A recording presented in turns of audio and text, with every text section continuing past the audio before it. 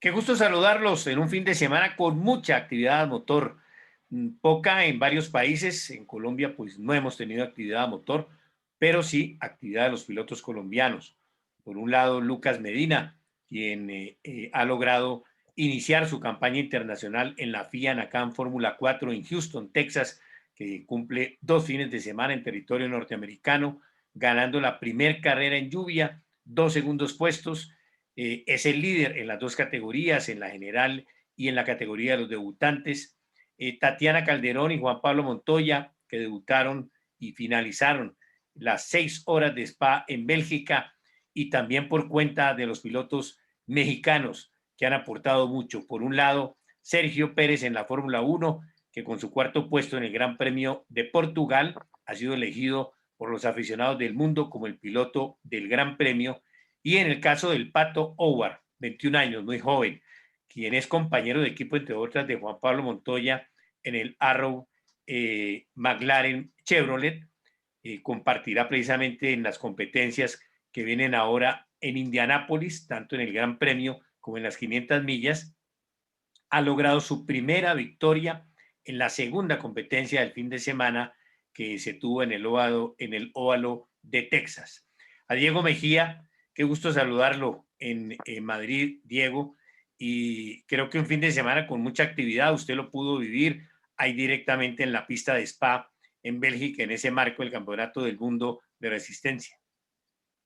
¿Qué tal, Germán? Sí, ha sido un gusto poder estar de nuevo en la pista, poder acompañar el arranque de una nueva era del Campeonato Mundial de Resistencia con los Hypercars, ver pues el inicio también de una nueva etapa para Tatiana Calderón, junto al equipo Richard Mille, debutando en el campeonato que es la máxima expresión de la resistencia, un campeonato que ha ganado en participación, en nivel de pilotos también este año, en especial en la categoría en la cual ella compite, y donde de hecho pues justamente una de esas adiciones viene por cuenta de la llegada de Juan Pablo Montoya, ¿no? Un piloto que con su palmarés en la Fórmula 1 en los Estados Unidos, con sus 2 victorias en las 500 millas de Indianápolis y con esa trayectoria tan diversa, pues obviamente suma a la calidad de la parrilla de un campeonato que ha arrancado con, digamos, los rendimientos un poco inesperados para las diferentes categorías y el balance, la estratificación de ellas durante el fin de semana en Spa,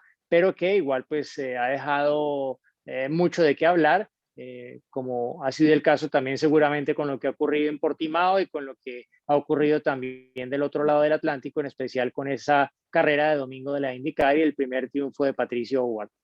Sí, por el lado de lo que fueron la participación latinoamericana en el Mundial de Resistencia, creo que lo importante es, en el caso de Tatiana Calderón, de Juan Pablo Montoya, es haber cumplido la distancia. Terminaron inclusivamente consecutivos en la clasificación, séptimo y octavo en sus categorías.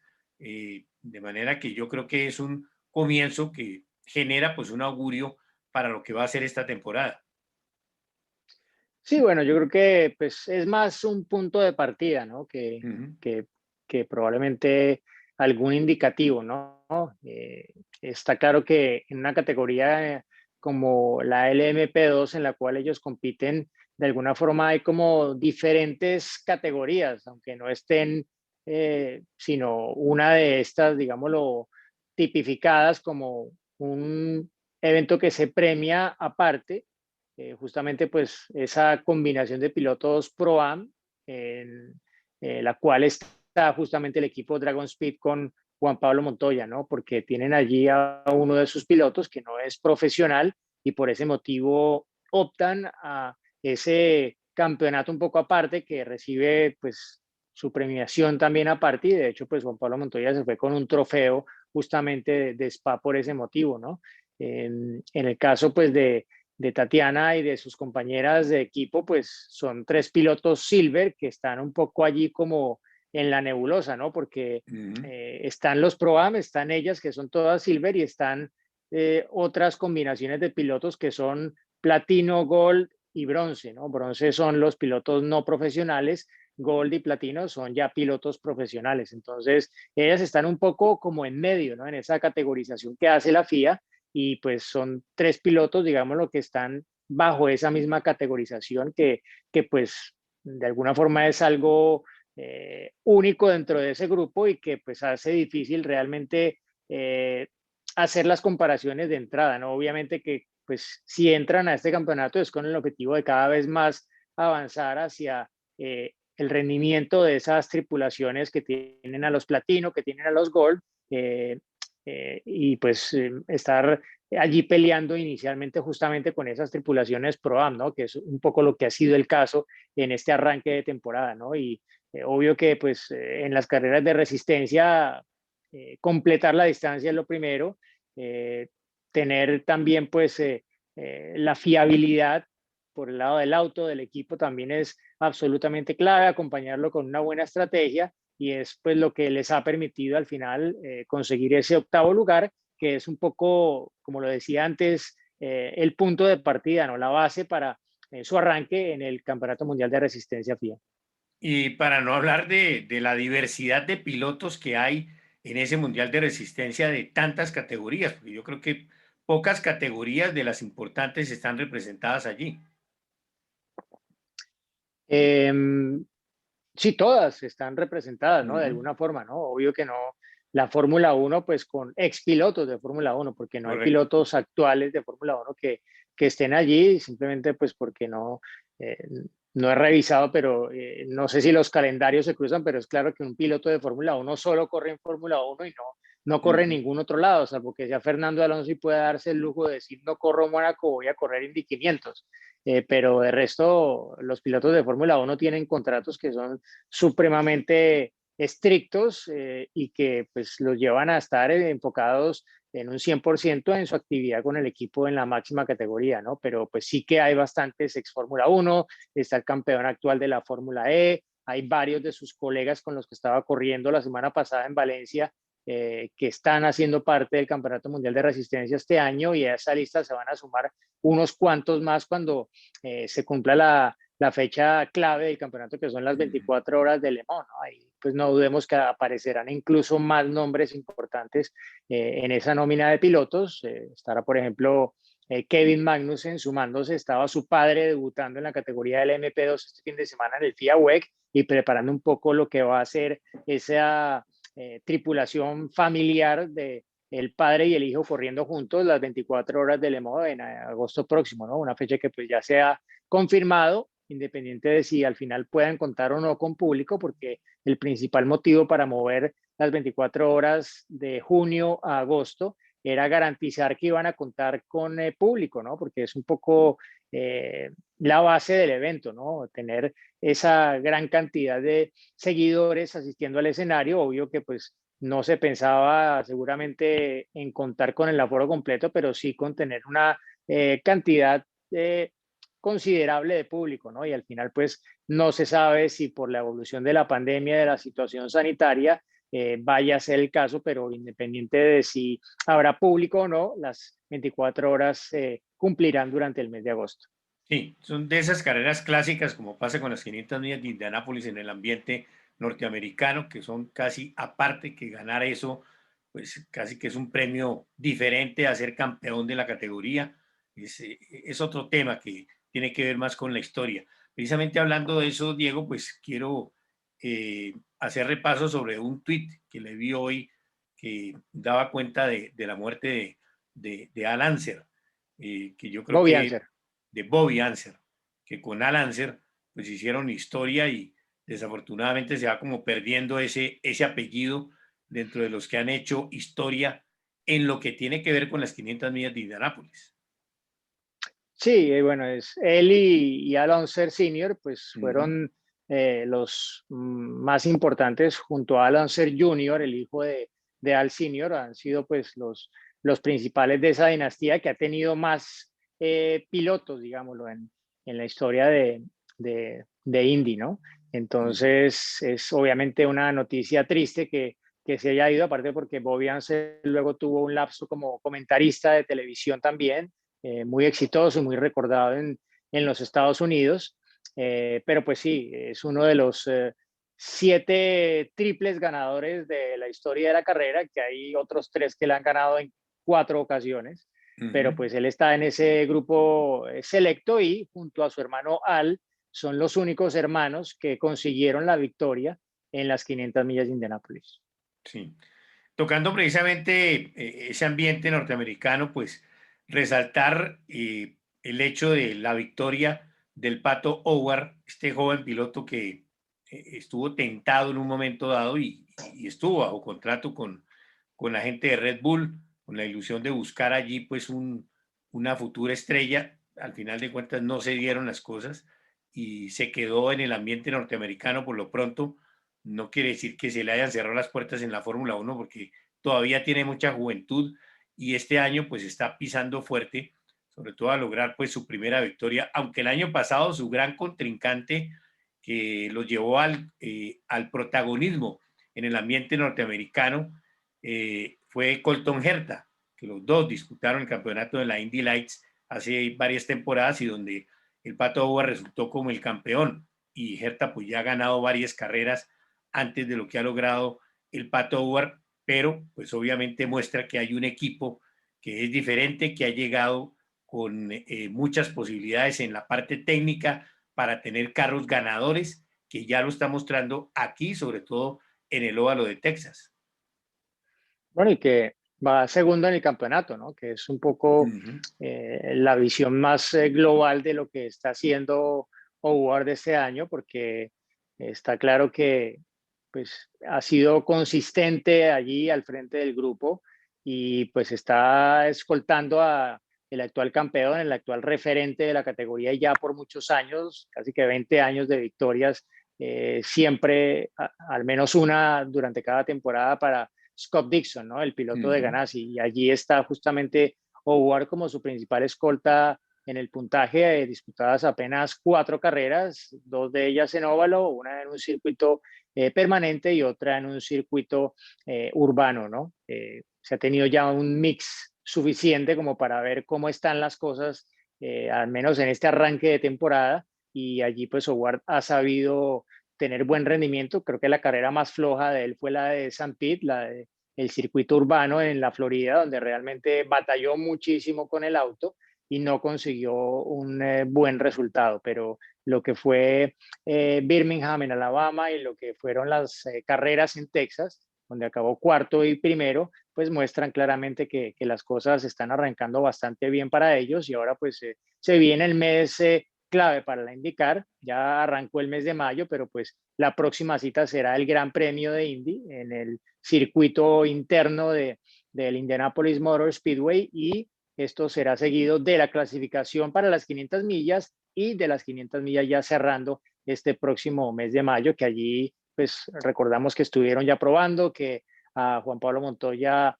le fue bastante bien en uno de los autos del equipo Arrow McLaren, con lo cual pues esto solo creo puede ayudar a que las cosas se pinten también muy bien para Patricio Howard de cara a que salga de Indianápolis con un buen botín de puntos que lo impulsen en esa lucha por el título de la IndyCar este año. Además, pues la llegada de Juan Pablo Montoya, como lo dice, a un equipo que se muestra en este momento sólido técnicamente, o sea que va a estar bien sentado en un equipo que le va a brindar pues la posibilidad, porque tal como usted lo reseña, lo mostró en los primeros entrenamientos, que no fue una casualidad, lo hecho por el Pato Howard muestra que hay una constante en ese desempeño del equipo y que hay que tenerlo en cuenta en el juego en esta ocasión, que no solamente es Penske, que no solamente es Chip Ganassi, en una categoría muy competida. Yo revisaba cifras, Diego, y le sorprende uno, precisamente con el caso de Scott Dixon, que hace su temporada número 21. Hace 21 años que está ahí metido en esa categoría, que ha disputado 339 carreras, imagínense, y que tiene 43 victorias, 51 victorias y 26 poles, con el número de carreras que ha disputado.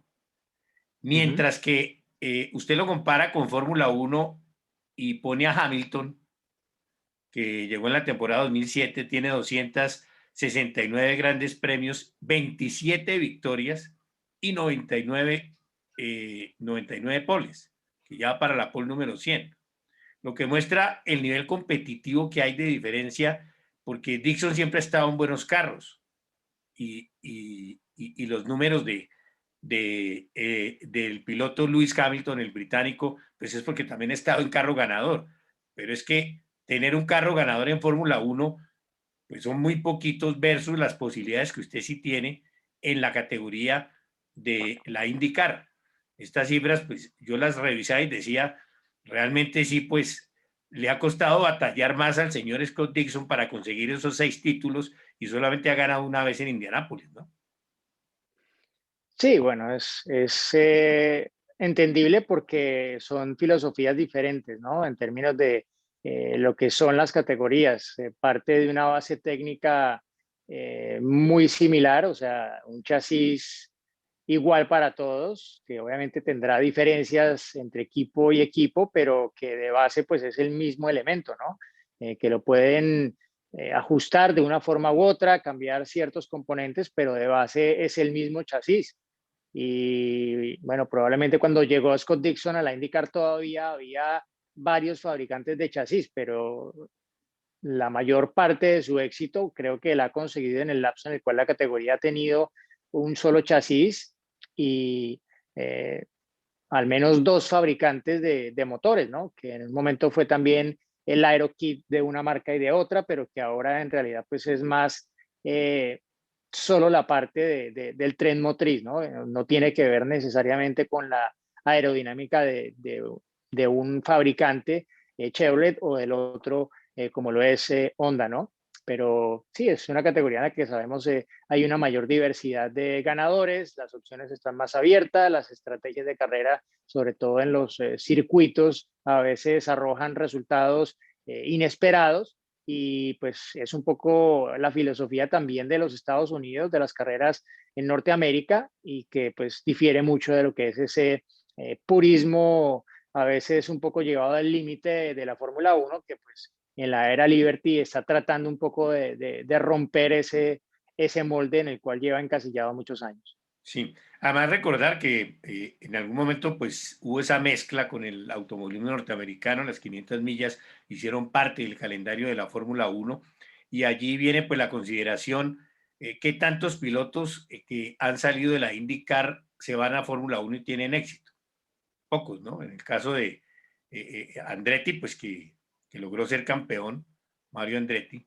En el caso de Juan Pablo Montoya, que estuvo 2 años y logró pues tener éxito, no fue campeón, pero dejó una historia que la resaltan mucho en el ambiente de la Fórmula 1. Y no sé qué pasa, vamos con estas figuras como el Pato Howard. Si se queda allí, porque hay otros que intentaron, el caso de Helio Castroneves, que intentó ir a la Fórmula 1, hizo algún test y las cosas parece que no se dieron. No sé si Scott Dixon alguna vez lo intentó, pero ¿qué pasa con eso? Sí, ¿no? O sea, Scott Dixon probó con Williams. Uh -huh. Eh, Poco después creo que de Juan Pablo Montoya dejar el equipo. También Helio Castroneves probó con Toyota, Cristiano Uh -huh. Damata se fue de ser La mata. campeón de la carta, a correr con Toyota en la Fórmula 1 y pues tampoco coincidió probablemente con el mejor periodo de Toyota en la Fórmula 1, ¿no? Creo Que nunca que lo tuvo, pues, ¿no? Toyota, bueno, no, desafortunadamente. sí, lo tuvo un poco cuando estaba Trulli ahí haciendo podios y estaba adelante en el Uh campeonato -huh. y estuvo cerca de ganar un par de carreras, pero al final no se dio y pues eso tuvo que ver en últimas con la decisión de Toyota de dejar la categoría, ¿no? Incluso cuando ya tenían fabricado el auto de la temporada siguiente, pero todo esto en medio de esa crisis económica de 2008-2009 que significó que no solamente Toyota, sino también otros fabricantes como Honda y como BMW dejaran la Fórmula 1, ¿no? Entonces, viene sonando, ¿no? Esto, ¿no? La semana pasada ganaba Colton Herta en San Pete y Mario Andretti salía a decir que, bueno, que es un piloto que debería estar en la Fórmula 1, que Uh debería tener -huh. la oportunidad en la máxima categoría. Ahora pues gana Patricio O'Ward y producto de esa eh, promesa que le hizo Zach Brown de darle un test en Fórmula 1 al final del año en Abu Dhabi con McLaren cuando ganara su primera carrera, pues de nuevo pues está el tema sobre la mesa, ¿no? Y pues usted lo mencionó, Germán, fueron dos pilotos que hicieron, digámoslo, su carrera un poco en paralelo en el automovilismo norteamericano, pero con la salvedad de que Colton Herta sí que tuvo antes de eso formación en Europa. Él llegó a correr incluso con Tatiana Calderón en el campeonato de la Eurofórmula Open y tuvo pues otras participaciones también previas en el automovilismo británico. O sea que él ha tenido una formación un poco más mixta que la de Ward, que ha sido sí más enfocada en los Estados Unidos, que ha tenido algunos lapsos internacionales, porque acuérdese, Germán, que en 2019, cuando lo fichó Red Bull, porque supuestamente tenía los puntos para superlicencia y estaba Red Bull buscando pilotos jóvenes junior para que tuvieran ya la superlicencia muy a la mano por esos puntos que hay que conseguir desde hace algunos años, y vieron que Howard por su palmarés supuestamente los tenía y al final en realidad nunca los tuvo. Probablemente ahora la situación es diferente, pero en ese momento la realidad es que no tenía pues esos puntos que habían hecho las cuentas en Red Bull que supuestamente tenía, ¿no?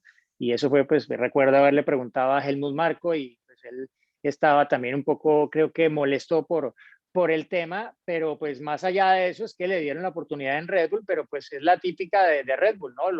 Lo lanzan al fuego sin protección a ver si sobrevive y bueno, en muchos de los casos se acaban quemando porque lo mandaron a correr la Super Fórmula, lo pusieron a correr algunas carreras de Fórmula 2, tampoco con un buen equipo, y recuerdo que pues él clasificó y quedó detrás de Tatiana en el Red Bull Ring, en lo que era su debut, y pues un piloto que supuestamente vio Red Bull tenía un potencial para estar mucho más adelante, pero que cuando lo lanzan ahí a los Leones de esa forma, pues es complicado, sobre todo cuando no es un piloto que tenga formación en Europa, sino que viene de Estados Unidos y de repente lo lanzan así, ¿no? Pero es un poco la filosofía de ellos, ¿no? De ellos lo lanzan al agua sin flotador a ver si nada, y si logra llegar a la otra orilla, pues dice, bueno, puede ser, y lo mantienen hasta que un día no llega a la otra orilla y lo dejan ahí,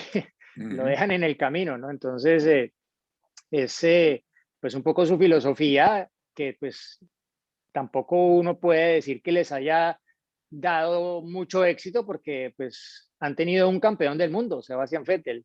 Y si Max Verstappen llega a ser campeón del mundo, no habrá sido porque lo descubrió Helmut Marko, porque Max Verstappen Correcto. llegó a la Fórmula 1 cuando, o sea, él llegó a la Fórmula 1 y llegó a ser piloto Red Bull porque ya lo habían visto que, o sea, porque le ofrecieron correr en Fórmula 1, no por otra cosa. Él llegó a ser parte del programa, o sea, él corrió Fórmula 3 y en medio de su año en Fórmula 3 lo firmó Red Bull, pero ya sabiendo que lo iba a subir a la Fórmula 1 al año siguiente, ¿no? Entonces no es que lo formaron desde abajo, no, o sea, la formación la hizo el papá, Jos Verstappen. Eso no fue No, y gracias obra. a su talento.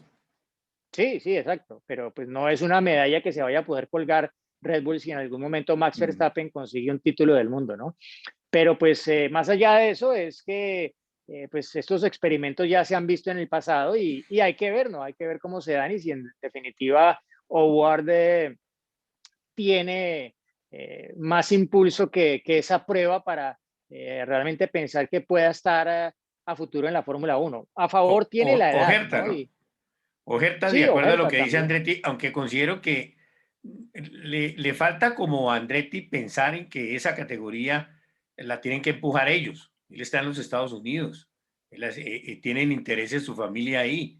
Hay que empujar más el decir, hombre, hablar más de su categoría, que es una categoría que demuestra Patricio Howard no fue líder durante toda la carrera. Las estrategias lo pusieron abajo, lo pusieron arriba, le tocó luchar, pasar, finalmente ganó la carrera. Eso no pasa en Fórmula 1. En este momento, o usted está en ese equipo de Patricio Howard, en el Arrow McLaren Chevrolet, o está en Penske, o está en Andretti, y tiene cuántas posibilidades. Y si al señor Roger Penske le parece que hay un piloto muy bueno y necesita poner 3 o 4 carros, pone 4 carros. Eso no pasa en Fórmula 1. O al señor Chip Ganassi. Entonces se multiplican las opciones.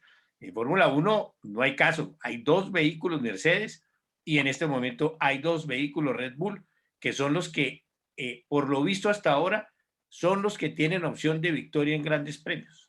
De resto no hay más. Exacto.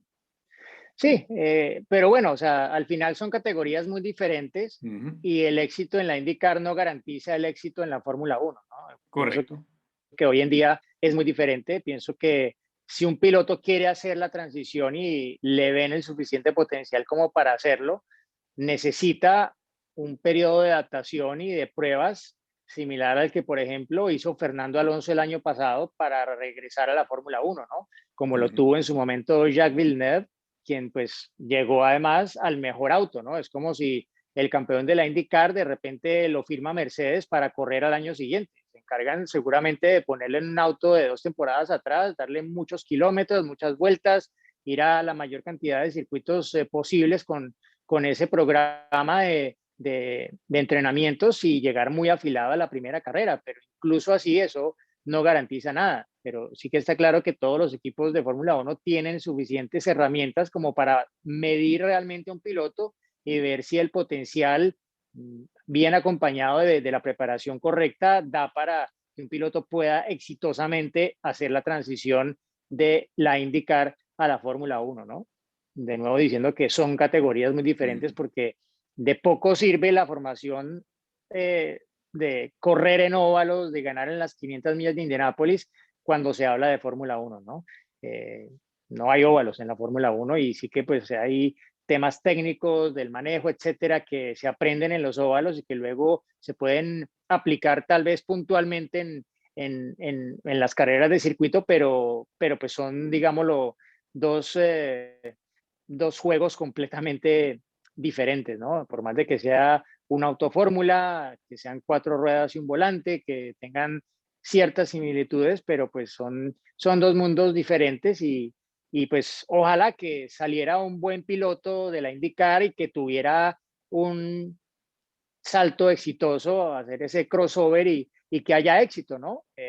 En la IndyCar, ¿no? Creo que pues, lo que está haciendo la IndyCar, por ejemplo, con los novatos este año, pues bueno, ahí está Romain Grosjean, no lo ha hecho nada mal, pero pues no es que ha llegado a estar ahí adelante, ¿no? No está Ujú. con el mejor equipo tampoco para hacerlo, ¿no? Pero sí que la otra gran revelación de la semana fue Scott McLaughlin, el múltiple campeón de los Supercars en Australia, que ese sí es como, o sea, un caso de verdad de un piloto que sí que tiene mucho talento porque de estar corriendo de tiempo completo en un carro turismo tan grande, potente, pesado como es un supercar de estos australianos, a pilotar Ujú. en IndyCar en un óvalo y estar peleándose la Dixon a su compatriota en su primera carrera en óvalo, no sé, no sé cuántos pilotos puedan Ujú. decirlo, ¿no? Ya lo hemos visto muchas veces, Germán, que hay pilotos que se adaptan, se les da fácil lo del óvalo, ¿no? Como se le dio a Juan Pablo Montoya, de pronto como se le dio a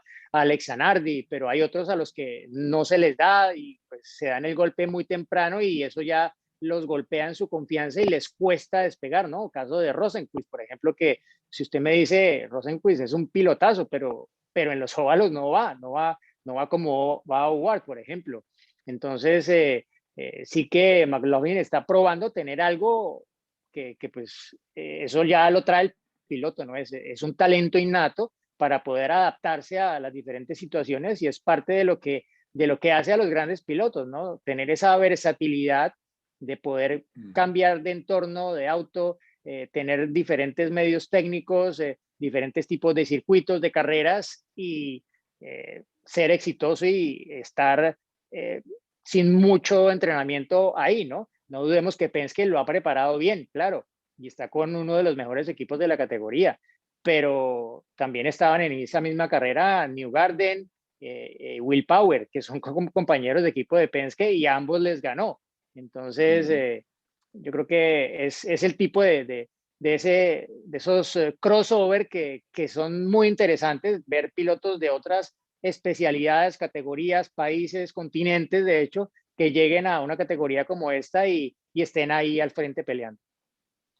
Vamos a hablar ahora del Gran Premio de Fórmula 1, del Gran Premio de Portugal, donde pues al estilo de lo que es la Fórmula 1 y por eso pues hay que diferenciar de lo que hablamos de la IndyCar, que es un sistema de competencia diferente, que puede llegar alguien a rivalizar con un piloto como Scott Dixon porque las situaciones, todo lo que es el andamiaje y la concepción de la carrera generan esas opciones. Fórmula 1 es diferente, aquí se exalta al máximo lo que es lo mejor de lo mejor.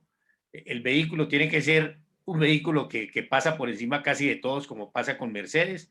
Ahí está Red Bull, que le ha llegado y que está tratando de incomodarlo y de ganarle en las competencias, pero no es fácil en esa perfección que maneja el equipo Mercedes y que maneja un piloto con fuera de serie, como lo de Lewis Hamilton, que pues no es un crossover porque no lo hemos visto en otros ambientes, y no Ni lo sabemos, veremos, creo. sí, y no se sabe porque vimos a otro campeón del mundo, como lo fue Kimi Raikkonen, que probó en la NASCAR, que se fue a mirar ahí en lo uno y lo otro y dijo, no, me devuelvo a la Fórmula 1 y ahí está sentado en la Fórmula 1. Entonces, en este caso de la Fórmula 1, pues se brindó el espectáculo.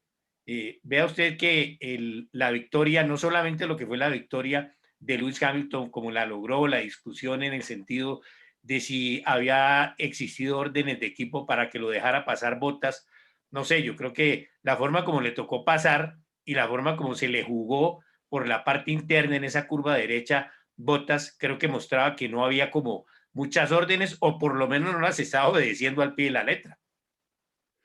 No, yo en realidad no sé de dónde sale esa idea de que hubo órdenes de equipo para favorecer a Hamilton y que Uh Bottas -huh. más o menos le cedió el paso, ¿no? Yo creo que quien diga eso probablemente estaba viendo otra carrera o no estaba muy informado de lo que en realidad estaba ocurriendo, ¿no? Me parece que ha sido más bien otra carrera en la que Hamilton está reafirmándose como el mejor piloto del momento, ¿no? Como el más Uh -huh. completo.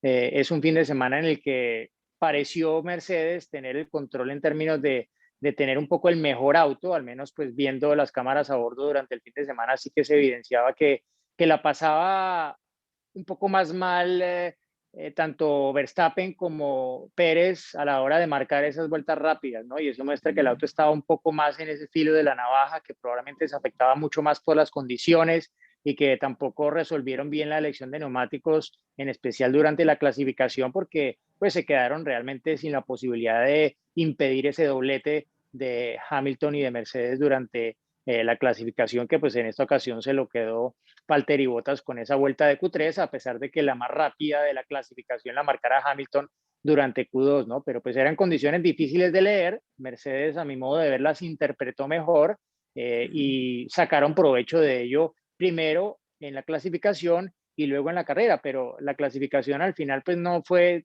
lo determinante que probablemente lo ha sido en otras ocasiones, porque vimos que Hamilton cayó hasta el tercer lugar y adelantó a los dos pilotos que tenía por delante para ganar la carrera. Uh ¿sí? -huh. Perdió en un momento la posición con Verstappen, con una gran maniobra de Verstappen, pero luego se la devolvió. Y después adelantó a su compañero de equipo, Valtteri Bottas, sin intervención del equipo. Bottas iba a lo que podía, pero desafortunadamente él mismo explicó que no tenía el ritmo, no tenía el ritmo que tenían Hamilton y Verstappen, y desafortunadamente eso le costó no poder convertir la pole en victoria, ¿no? Que es lo que espera un piloto cuando consigue una pole en la Fórmula 1. Correcto. Y de pronto repasar también que se disfrutó el inicio de la carrera con un Verstappen muy agresivo, pasando inclusive a Hamilton varios sobrepasos, y ya después pues vino esa forma como Hamilton entendió cuál era el ritmo y empezó a echar hacia adelante, logra esa primera posición y ya se consolidan pues esas opciones del equipo Mercedes, que al fin de cuentas decidió aceptar ese mano a mano planteado por el equipo Red Bull por la vuelta más rápida que primero, y mostrando que estos dos equipos están en otra liga, ¿no? Estos dos equipos están adelante, pueden hacer una parada más que no pierden los puestos, como le pasó precisamente a Bottas y a Pérez para tratar de hacer la vuelta más rápida en competencia, y en ese duelo donde al final, pues el que perdió fue Verstappen, que se la jugó también para hacer la vuelta rápida y como usted también lo vi trinar en el sentido de que pocos pilotos lo sancionan tanto después de haber obtenido el podio o vuelta rápida, porque eso sí que le ha pasado al piloto holandés. Sí, ¿no? En múltiples ocasiones lo han sancionado ya cuando la carrera ha terminado y ha perdido eh, no sé, un lugar en el podio o ha En caído dentro México, de los del recuerde, podio. ya estaba ahí listo. eh, en México, en Estados Unidos, Uh -huh. en Monza también una vez lo sancionaron por una maniobra con Valtteri Bottas y no pudo estar en el podio, pero bueno, eso ya lo sabía de antemano. Y esta vez pues ha sido perder el punto de la vuelta rápida, ¿no? Que, o sea, le informaron en la entrevista porque él ni siquiera lo sabía, ¿no? La sanción salió después de que se desconectó del radio y pues por ese motivo su equipo no tuvo la oportunidad de informárselo y quedó un poco como frío cuando le dieron la noticia de que él ya estaba hablando de que había conseguido la vuelta rápida, etcétera, y Paul Di Resta lo frenó en seco y le dijo, no, es que le quitaron la vuelta rápida por límites de pista. Y bueno, yo creo que pues lo único que muestra eso es que Verstappen siempre está en el filo de la navaja, ¿no? Que siempre lleva todo al extremo y eso en ocasiones le pasa factura, ¿no? Y cuando estamos hablando de un mundial que pinta tan apretado como este, pues creo que es el tipo de situaciones que tiene que intentar evitar de aquí en adelante, ¿no? Porque son 8 puntos la diferencia después de esta carrera con Hamilton, pero podrían ser menos a mi modo de ver, ¿no? Y el tema es que, pues ahora sí, 8 puntos poco, es el mejor inicio de temporada de Red Bull desde hace muchos años, creo que en la última década ha sido su mejor arranque de temporada en términos de los puntos que han sumado hasta ahora corridas estas 4 carreras, 3 carreras, perdón, y, y pues a ver cómo va avanzando esto, ¿no? Porque pues lo que sí me parece es que Mercedes cada vez está más fuerte y Red Bull está dejando de ganar puntos que debería haber asegurado, hablando incluso desde la primera carrera de la temporada. Sí.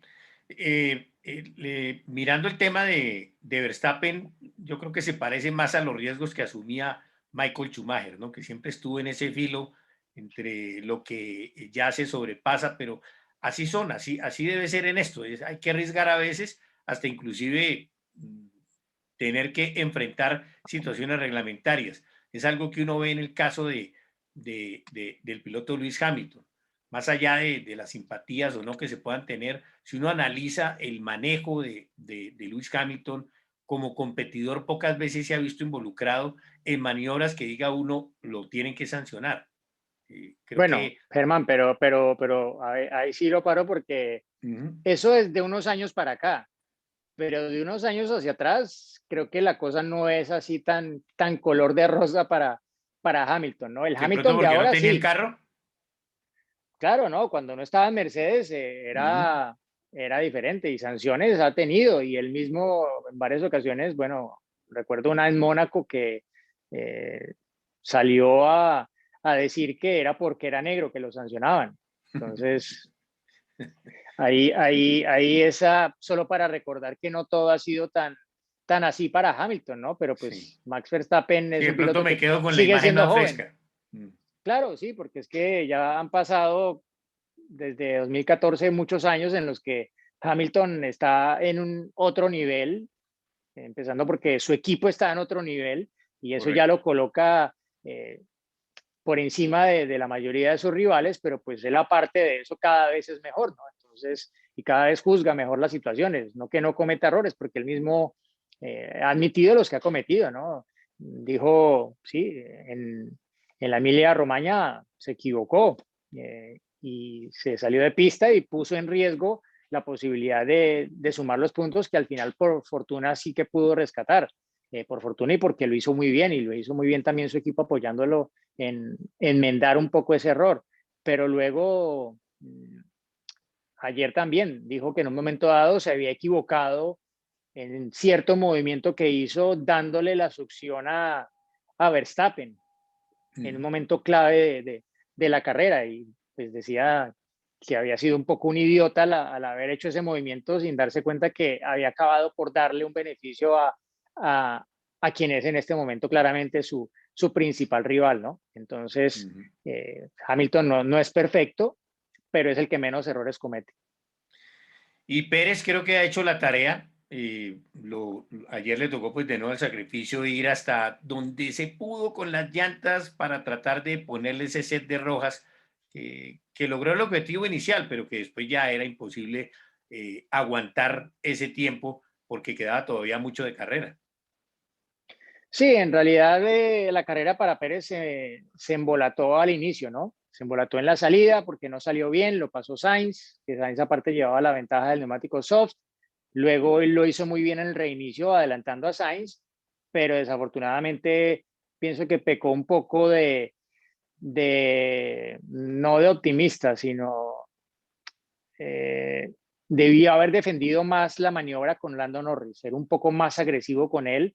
Él pues se ha escudado un poco en que dejó la pista con las cuatro ruedas a la derecha del bordillo y que luego inmediatamente le enfiló el ataque y que pues eso a su modo de ver claramente era un llamado de los comisarios para que le devolviera la posición. Pero pues ese llamado nunca llegó, desafortunadamente para él, y una vez pudo adelantarlo por sus propios medios, después de varias vueltas de reclamarle al equipo y esperar ese llamado de race control que no llegó, pues lo adelantó, pero ya estaba 5 segundos atrás de su compañero de equipo, ¿no? Y ya recuperar ese tiempo en ese momento de la carrera iba a ser muy difícil. Así que pues lo colocaron en otra estrategia que pues se puede leer de diferentes formas. Uno, para tratar de contener a Hamilton, que pues en realidad ni siquiera estuvo cerca de dar resultado porque Hamilton lo pasó sin despeinarse, o sea, lo pasó como si estuviera en otra categoría, incluso confundiéndolo con un auto que iba vuelta atrás porque dice, no, no le mostraron banderas azules y le dijeron, no, pero es que era el líder de carrera el que acaba de pasar, porque Pérez no había parado en ese momento. Correcto. Y luego pues también estaba la forma de verlo de si aparece un safety car, claro, ahí sí que recupera todo el tiempo que había perdido y más, y se colocaba en la lucha por la victoria, y ya ahí sí era una lucha de dos Red Bull contra dos Mercedes, y ahí ya era otra conversación diferente. Pero no llegó ni lo uno ni lo otro, y la consolación que le quedó a Red Bull fue ir por el punto rápido, perdón, de la vuelta rápida en carrera, que tampoco le salió, porque era muy temprano para parar por neumáticos soft. Y aparte que Checo no tenía neumáticos soft nuevos, tenía usados. Entonces se sabía que esos neumáticos, como para hacer un último stint rápido, no iban a servir, porque claramente por eso los descartaron desde un principio. Ya el auto, pues a esa altura de carrera va más liviano, etcétera, pero igual el riesgo de graining con esos neumáticos y de mantener un buen rendimiento, la posibilidad de hacerlo, de mantener ese rendimiento en esas vueltas finales, iba a ser muy complicado para Pérez en esas últimas 14 que le tocaron con ese set de neumáticos. Así que lo que hizo fue simplemente eh, un intento o varios intentos de vuelta rápida con vueltas lentas en medio para intentar enfriar los neumáticos y recargar la batería. Pero en medio de hacer eso, lo que acabó haciendo fue generando un gap tan grande delante suyo que le permitió a Bottas parar y no perder la posición con él. Y parar a poner los neumáticos soft nuevos que sí tenía a 2 vueltas del final. Pero ahí también Mercedes se equivocó porque lo hizo no en la última oportunidad posible, sino en la antepenúltima, porque la última posibilidad era la que al final La que utilizó tomó Red Red Bull, Bull. que fue en la última vuelta marcar la mejor de carrera. Con Bottas aspiraban a intentarlo en la penúltima y en la última. Con Verstappen, como claro, paró Bottas, entonces también podía parar Verstappen y no perder la posición, salvo que ocurriese algo en un pit stop de Red Bull que nunca pasa o casi nunca pasa. Entonces, claro, salió y hizo la tarea, pero desafortunadamente pues ya sabemos cómo acabó el tema para Verstappen y cómo pues esa bonificación quedó en manos de Valtteri Bottas como una especie de premio de consolación en un día en el que obviamente no quedó nada satisfecho. Concentrados en lo que ha sido pues esa victoria y esa lucha entre estos dos equipos. Mucho se puede hablar de todo lo que pasó detrás y obviamente trataremos de abordarlo. Pero Diego, de nuevo muchas gracias y estamos pendientes pues de manejar ese tema, de lo que pasa detrás de los dos equipos que están dominando la Fórmula 1. Un gusto, Germán. A ustedes muchas gracias. Recuerden las redes sociales de Diego Mejía para que lo estén siguiendo, sobre todo en los grandes premios. Y como siempre, el motor es RCN en www.antena2.com.co, 6 de la tarde hora en Colombia, todos los días, de lunes a viernes, al mediodía los sábados, a las 2 de la tarde en www.rcnmundo.com. Siempre con toda la información a motor.